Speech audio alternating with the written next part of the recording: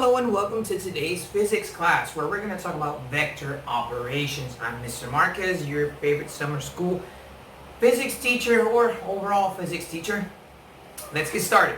Now when we talk about a vector, the beginning of this chapter is really theoretical and it talks about what a vector and a scalar are, so I'm just going to summarize it real quick. A vector is any physical quantity that has a magnitude and direction. So for example, if we're talking about an object, a box or a brick, and there's a force being exerted 10 newtons to the east,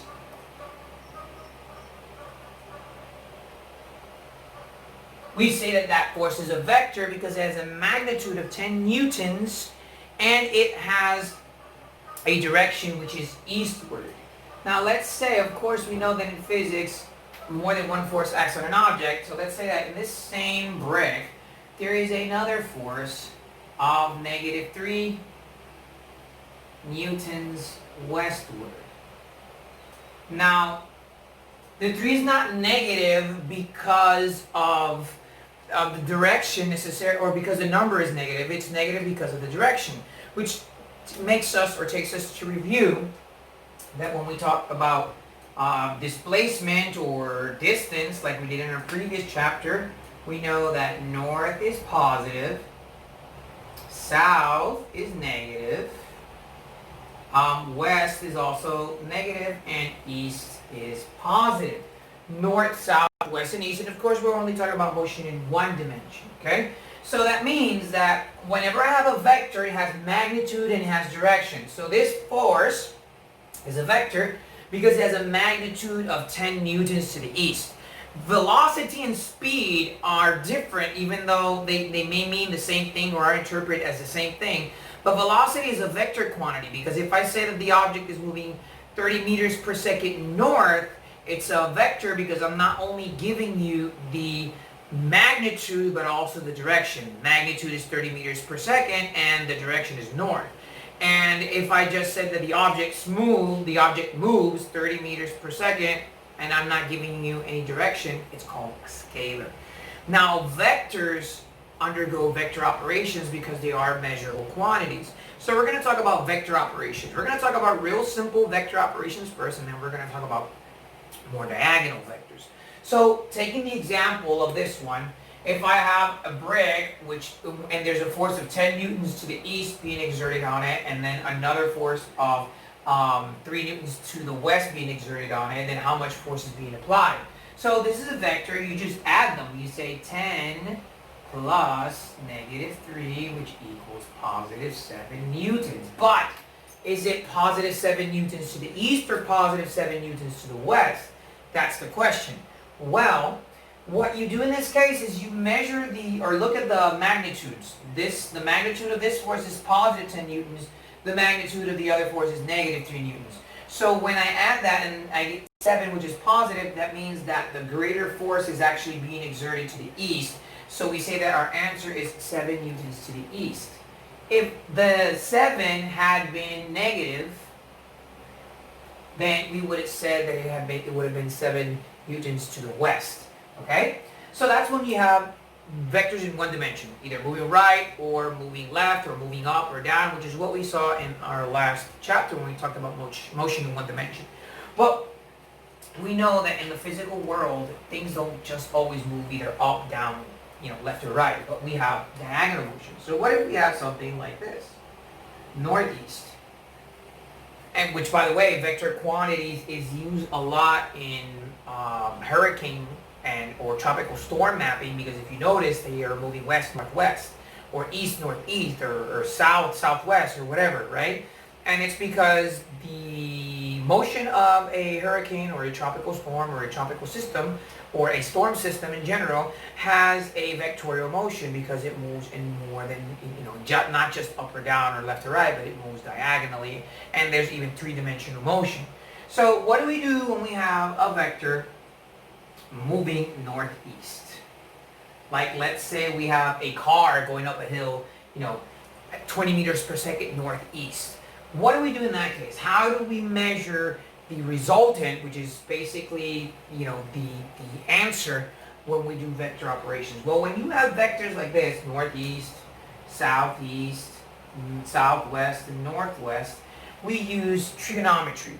To be more exact, we use the Pythagorean theorem, and we may use basic trigonometric functions like sine, cosine, and tangent, which we're going to see in just a couple of seconds, right? So, and that actually brings me to the example that we're going to see, which is on page 89 of your textbooks. But before I go to the example, let's look at some of the formulas. So when we're working with vectors that have that diagonal motion, we use the Pythagorean theorem, which is, of course, c squared equals a squared plus b squared, or a squared plus b squared equals c squared. Either way, it's the same thing because of the commutative property.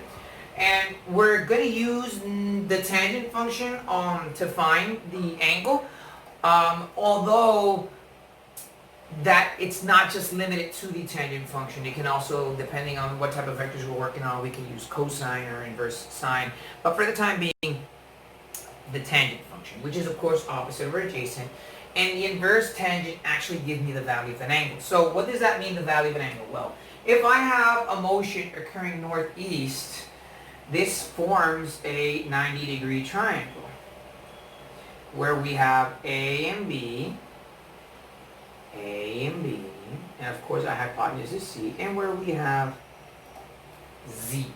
So that's why we use this formula.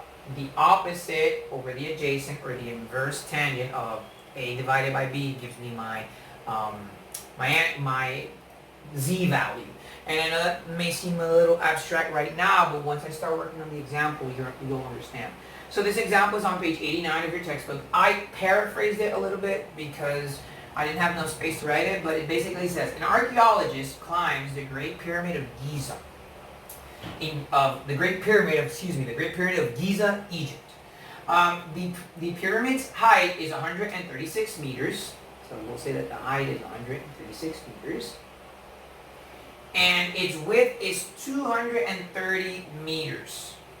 230 meters. Okay, so that means that the whole width of the pyramid is 230 meters. What is the magnitude and the displacement? Alright, so the magnitude and displacement, the magnitude means the resultant, or the vector, the force that the vector is acting on, or the quantity of the vector. I'm sorry, that's what I meant to say. The magnitude refers to the quantity of the vector, and the displacement refers to the angle at which that magnitude occurs. So when we talk about the pyramid, first of all, pyramids of Giza are huge, which means that when you go up the stairs, you're not necessarily walking the entire width. So the first thing that we're going to do is actually divide the 230 by 2. Because in reality, if she climbs the pyramid, she's climbing a part of the pyramid, not the entire width. So the first thing is that width is going to be divided by 2. So the width in reality is 230 divided by 2, which equals 115 meters. So that means that we're going to use half of this, half of the pyramid. We're going to see it from a two-dimensional standpoint instead of a three-dimensional standpoint, is what I'm trying to get at. So what the triangle that we're actually going to be seeing is the 136, which is the height, and half of the width, which is 115. And we're going to, since the height is 136, she starts walking from the base of the pyramid, which is down here. This is going to be our Z, or our magnitude, and of course this is our 90-degree angle. So what we're going to do is we're going to use the Pythagorean theorem real quick to solve this, and then we're going to find the square root of it. So I'm actually going to give you guys a couple of seconds. I'm going to pause the video, and then I'll be back to finish this exercise. And I want you guys to use a squared plus b squared equals c squared. Okay? So I'll be back in a couple of seconds. Okay, so we're back, and I hope you had the time to actually do that in your calculator and more or less have an idea of how much that is. But if not, don't worry, we're going to do it here.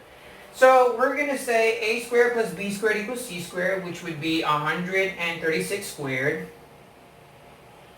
plus 115 squared equals, of course, c squared, which is our hypotenuse. And 136 squared is approximately 18,496 plus 115 squared, which is 13,225. And that equals c squared. And of course, when I add these two numbers, 18,496 and 13,225, my answer is 31,721. And I find the square root on both sides, and that is approximately 178 equals c approximately. So that means that the magnitude of the vector is 178 meters, but I want to find the displacement. So the magnitude is 178, but I want to find the displacement. In order for me to find the displacement, I have to use the tangent function. Opposite over adjacent.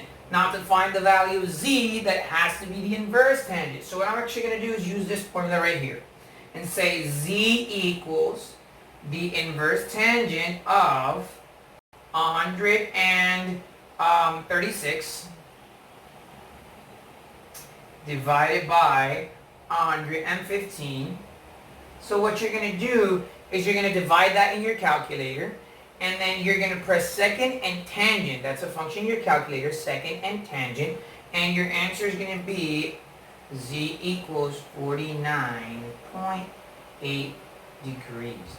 So that means that our magnitude is 178, approximately 178 meters, and our angle is 49.8. So that means that the archaeologists climbed the pyramid at about 178 meters at an angle of 49.8 degrees, more or less. So that's it. This is it for this video lesson. What I want you to do now is go to page 89, and I want you guys to do problems 2 and 3, and we'll see each other in our virtual classroom this Thursday. So stay safe, and this is your favorite teacher signing off. So bye-bye.